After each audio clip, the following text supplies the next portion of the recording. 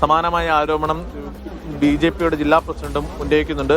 ഇത്തരത്തിൽ ഈ അപകടത്തിന് ഉത്തരവാദി സർക്കാരും ആരോഗ്യവകുപ്പിന്റെയും ജാഗ്രതക്കുറവും വീഴ്ചയും തന്നെയാണ് എന്നതാണ് ചാണ്ടി ഉമ്മൻ MLA അടക്കമുള്ള പ്രതിപക്ഷ MLA മാരും പ്രതിപക്ഷ നേതൃനിരയിലുള്ള ഫ്രാൻസിസ് ജോർജ്, മോൻസ് ജോസഫ് അടക്കമുള്ള MP മാരും MLA മാരും ഒക്കെയും ആരോപിക്കുന്നത്. കാരണം ഈ കെട്ടിടത്തിൽ ഇത്തരത്തിൽ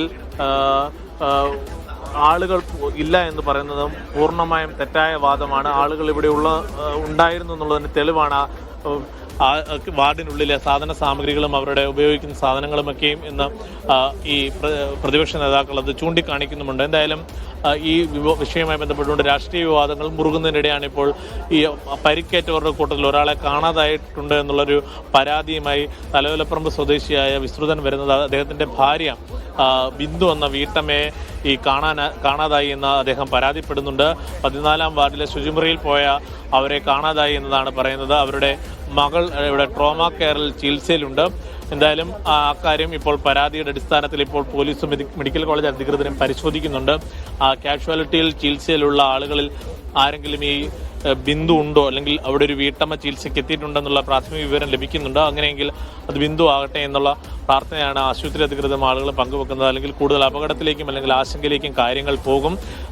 എന്തായാലും ഇപ്പോൾ അത് സംബന്ധിച്ചുള്ള സ്ഥിരീകരണം പോലീസിന്റെ ഭാഗത്തുനിന്നും ഉണ്ടാകുന്നില്ല. രാവിലെ 10:45 ഈ അപകടമുണ്ടായത്. 11-14 വാർഡുകളുടെ ശുചിമുറിയുടെ ഒരു ഭാഗമാണ് പൂർണ്ണമായും താഴേക്ക് പതിച്ചത്. ഇന്ന് മുഖ്യമന്ത്രിയുടെ നേതൃത്വത്തിൽ മധ്യമേഖല അവലോകന യോഗം മന്ത്രിമാരുടെയും ഉന്നത ഉദ്യോഗസ്ഥരുടെയും നേതൃത്വത്തിൽ ഇവിടെ നടക്കുകയായിരുന്നു. തൊട്ട സമീപത്തെ തള്ളകത്തെ ഒരു സ്വകാര്യ കൺവെൻഷൻ സെന്ററിലായിരുന്നു ഈ യോഗം നടക്കുന്നത്. ഈ അപകട വാർത്ത അറിഞ്ഞ ഉടൻ തന്നെ മന്ത്രിമാരും അതോടൊപ്പം ഉന്നത ഉദ്യോഗസ്ഥരും ആരോഗ്യവകുപ്പിന്റെ സെക്രട്ടറി രാജൻ ഖോബ്രയുടെ അടക്കമുള്ള ഉദ്യോഗസ്ഥരും സംഭവ സ്ഥലത്ത് എത്തി. മന്ത്രി വീണ ജോർജ്, മന്ത്രി VN വാസവൻ എന്നിവരടക്കം സംഭവ സ്ഥലത്തെത്തി. ആദ്യഘട്ടത്തിൽ തന്നെ ഈ കെട്ടിടം അപകട നിലയിലാണെന്നുള്ള കാര്യം അവർ അംഗീകരിക്കുന്നുണ്ട്. അത് പക്ഷേ ഈ കെട്ടിടം ഉപയോഗിക്കുന്നില്ലായിരുന്നു, പൂർണ്ണമായും പ്രവേശനം നിരോധിച്ചിരുന്നുവെന്നാണ് മന്ത്രിമാരും ആരോഗ്യവകുപ്പും പറയുന്നത്. എന്തായാലും മിസ്സിംഗ് കേസുമായി ബന്ധപ്പെട്ടുകൊണ്ടുള്ള ആളുടെ ഒരു പ്രതികരണം ഇപ്പോൾ നമുക്ക് ലഭ്യമാകും. അതിലേക്ക് പോവുകയാണ്. ഒരാൾ കാണാതായി എന്നുള്ളൊരു വിസ്തൃതൻ എന്നൊരാൾ പരാതി പറഞ്ഞിരുന്നു. അദ്ദേഹത്തിന്റെ പ്രതികരണത്തിലേക്ക് പോകാൻ കഴിയുമെന്ന് തോന്നുന്നു. അദ്ദേഹം ഇവിടെ എത്തിയിട്ടുണ്ട് എന്നാണ് നമുക്ക് മനസ്സിലാക്കാൻ സാധിക്കുന്നത്. അദ്ദേഹത്തിന്റെ ഭാര്യ ബിന്ദു എന്ന വീട്ടമ്മയാണ് കാണാതായതെന്നാണ് വീട്ടുകാർ ഈ ഭർത്താവ് പരാതിപ്പെടുന്നത്. എന്തായാലും ഇപ്പോൾ കൂടുതൽ രാഷ്ട്രീയ പ്രവർത്തകരും പൊതുപ്രവർത്തകരും വിവിധ രാഷ്ട്രീയ കക്ഷി നേതാക്കളും ഉദ്യോഗസ്ഥരും അടക്കം ഇവിടെ സംഭവസ്ഥലത്ത് പരിശോധന നടത്തുന്ന ജില്ലാ പോലീസ് മേധാവി അതോടൊപ്പം തന്നെ ഫയർഫോഴ്സിന്റെ ഉന്നത ഉദ്യോഗസ്ഥരും അടക്കം സംഭവസ്ഥലത്തെത്തി സ്ഥിതിഗതികൾ വിലയിരുത്തിയിട്ടുണ്ട്. എന്തായാലും ഈ കാണാതായ ബിന്ദുവിന്റെ ഭർത്താവിന്റെ പ്രതികരണം അല്പസമയത്തിനകം നമുക്ക് പങ്കുവെക്കുവാൻ കഴിയുമെന്ന് ആണ് ഞാൻ പ്രതീക്ഷിക്കുന്നത്. PC ശരി, ഒരു സ്ത്രീയെ കൂടി കാണാതായി. ഈ സംഭവത്തിന് പിന്നാലെ, ഈ അപകടം നടന്നതിന് പിന്നാലെ ഒരു വീട്ടമ്മയായ ബിന്ദു എന്ന സ്ത്രീയെ കാണാനില്ല എന്ന് അവരുടെ ഭർത്താവാണ് പരാതിയുമായി എത്തിയത്.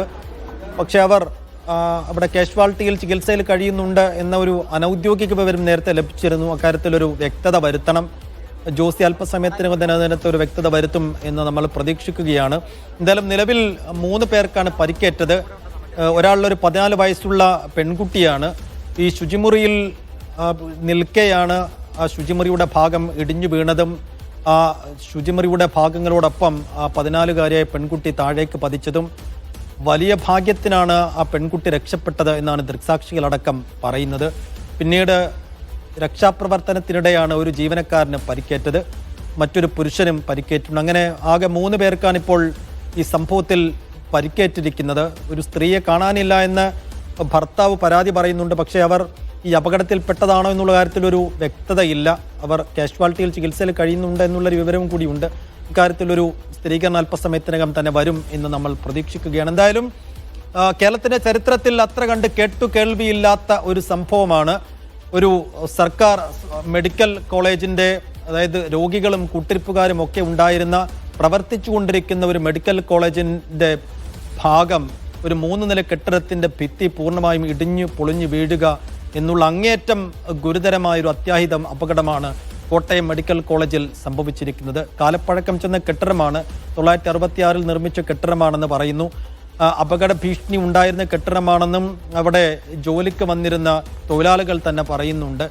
പലപ്പോഴായി അതിൻ്റെ മേൽക്കൂരയിൽ നിന്ന് സിമന്റ് സ്ലാബിൻ്റെ ഭാഗങ്ങൾ അടർന്നു വീണിരുന്നു. അത് ചൂണ്ടിക്കാണിച്ചപ്പോഴൊക്കെ ചെറിയ മെയിൻ്റനൻസുമായി മുന്നോട്ട് പോകാമെന്നാണ് അധികൃതർ പറഞ്ഞിരുന്നത് എന്നാണ് അവിടെ മെയിൻ്റനൻസ് പണി നോക്കിയിരുന്ന ഒരു തൊഴിലാളി നേരത്തെ പറഞ്ഞത്. ആ നിലക്ക് ഇങ്ങനെ ഒരു അപകടം നടന്നതിന് പിന്നിൽ ആരുടെയൊക്കെ ഭാഗത്ത് വീഴ്ചയും അപാകതയും അനാസ്ഥയും ഉണ്ടായി എന്ന കാര്യത്തിൽ ഒരു വലിയ അന്വേഷണം നടത്തേണ്ടി വരും. ഈ സംഭവം നടന്ന് 1/4 മണിക്കൂറിനകം തന്നെ 2 മന്ത്രിമാർ, ജില്ലയുടെ ചുമതലയുള്ള മന്ത്രി വി എൻ വാസുവിനൊപ്പം ആരോഗ്യവകുപ്പ് മന്ത്രി വീണ ജോർജും അവിടെ എത്തിയിരുന്നു.